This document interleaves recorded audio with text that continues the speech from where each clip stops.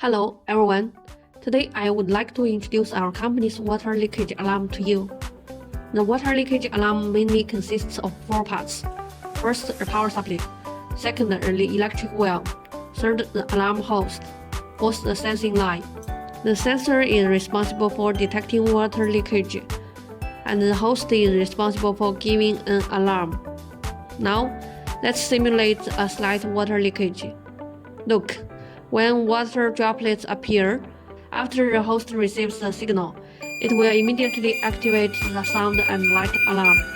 A red light flash, an alarm sound is emitted, and at the same time the electric will close. When we finish dealing with the water leakage, press the reset button, and the alarm will return to the standby state, waiting for the next detection. Its core logic is moisture induction, signal transmission, sound and light warning, which quickly reminds us to deal with the water leakage.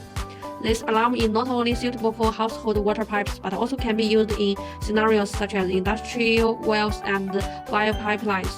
It is easy to install, sensitive in response, and effectively reduce loss caused by water leakage.